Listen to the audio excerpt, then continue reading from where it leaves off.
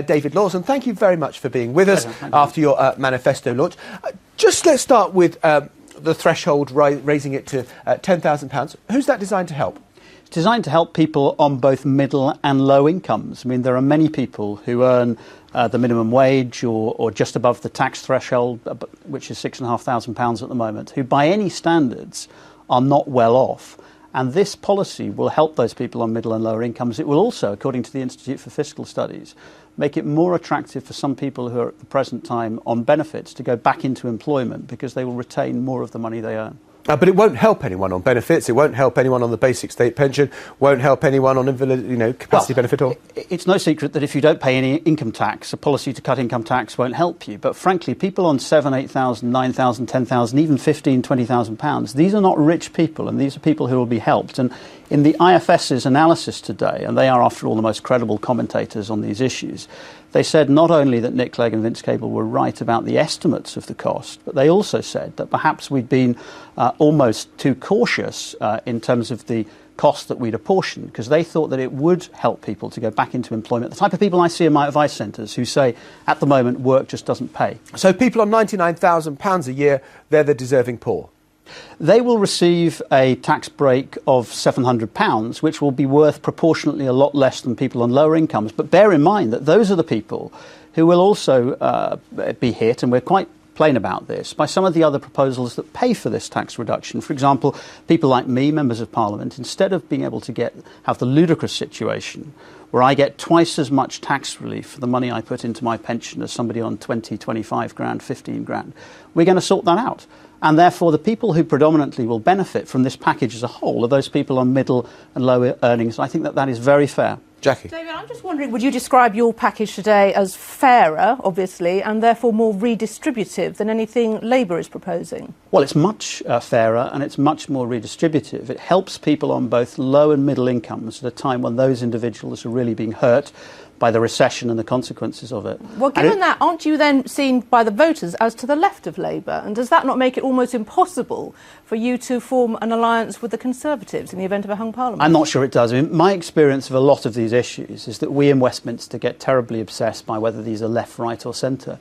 There are many people... I think people understand the basis, don't they? If you want to tax the rich and give them all that's left. There are many people who may be Conservative voting, traditionally Conservative voting pensioners, who may be on very modest incomes, who may be helped by this, and who may think it's a damn good thing that I should be paying, that should get less of a subsidy on my pensions, that they should get lower taxes on their limited earnings. Andy? David, can we just go back to how some of this money is going to be raised in order to take, these 3.6 million people are going to get a tax break? You say you can raise 4.5 billion from tax avoidance measures. Now, surely if it was that easy and that simple, the government wouldn't be doing it already. I mean, that just isn't credible, is it? Andrew, you should be chiding me for not being more ambitious. I mean, the government itself says that there are something like £40 billion of tax avoidance, so we're talking about £1 in 10.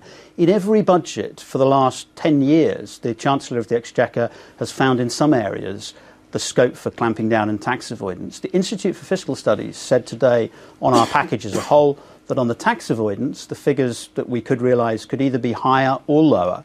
And they actually said that our plans on capital gains tax, that we'd been too modest about the revenue that we should be raising from that. So actually, we've got a green light for the Institute for Fiscal Studies, who are, after all, the people who have a lot more credibility than politicians, both in the other parties and, frankly, us as well. But do you think the voters buy it?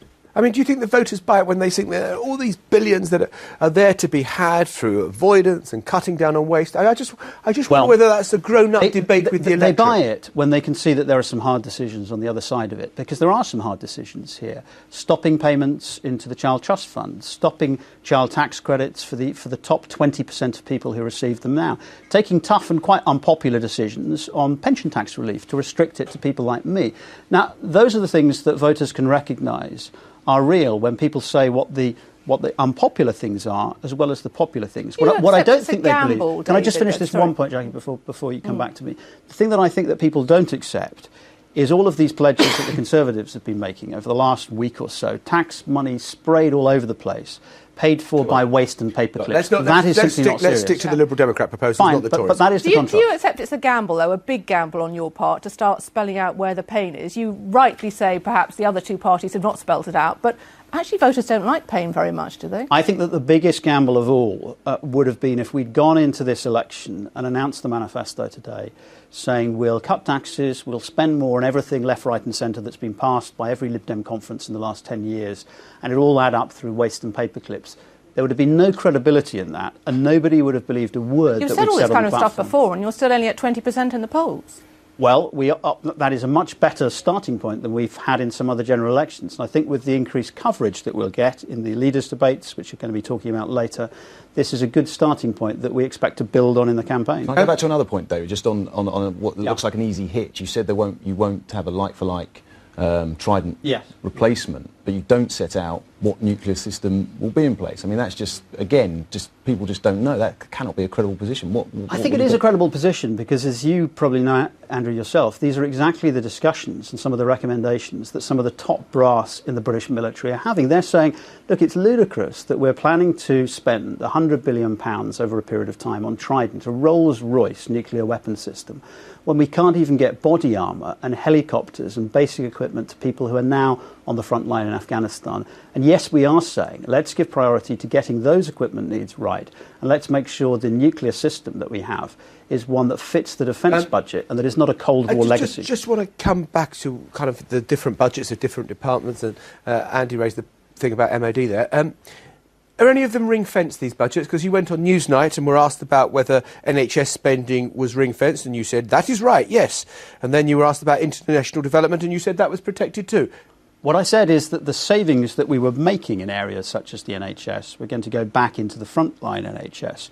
We're not ring-fencing in the sense that we're looking for savings. You had a bit of a kicking from Mr Cable. No, I haven't. Oh, Mr Cable said on television only yesterday that it wasn't ring-fenced. If you actually look at what's in the Vince Cable section of this, the economics bit, what he says, for example, in my area, very dear to me, is that we are actually going beyond He said about international development, you were wrong. He said it yesterday on television. We're going in education beyond ring fencing to actually find cash from some of these savings to put additional money into schools. Why don't you just address the question that Jackie's just put to you? Did you not hear him on the television yesterday? I have, and I'm saying... He was asked. He said, David Lord said international development is ring fencing. Was he wrong? And Vince Cable said, yes, you're wrong. He was on the politics show with me on Sunday, and we absolutely specifically asked him this, and he said you had spoken out of turn. John, there isn't a lettuce leaf that you can put between Vince Cable and myself on this issue. We both agree that every single budget... I feel like I could drive a Sherman tank between you and Vince at the moment. Look at the section in Vince's part of the manifesto that says we are going beyond ring fencing and education. We're actually putting in additional money from the savings that we're making in areas such as tax. Can I just draw your attention to this in Vince's section of the manifesto, where it is the ultimate get-out-of-jail card, this. In order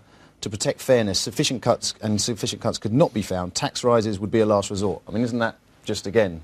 happily going to sort of hike taxes if you can't quite find that 4 point. What all three of you know is that if you go out and talk to people in the street, all of us as politicians are saying that the focus should be on reducing public expenditure and having discipline there, and that's absolutely right. But if you talk to everybody in the street, do they believe that politicians can definitely, confidently rule out, under all circumstances, any tax increases in the next Parliament? I think it's just ludicrous. And people in the street are far advanced from some of us in the Westminster bubble on this. Mr Lord, one other question I want to ask you. Actually, I'm asking you on behalf of my daughter, who's doing her A-level politics this year, and it's this question. What constitutes a mandate? Is it the party that gets most votes or most seats? We're not going to... What Nick Clegg said today is that I'm asking you a straight question. That was a very easy question. Look, we have launched our manifesto today, John, and you're just trying to get me in trouble on this. We've launched our manifesto. Trying to help his daughter answer the question. We have 4 very clear, big policies. Those are the things that we want to implement if we have influence. And playing sort of games over... I saw you at your news conference this morning. You spoke about honesty. You spoke about openness with the British people. I'm asking you a perfectly straightforward question. We have a bizarre electoral system, as you know only too well in this country.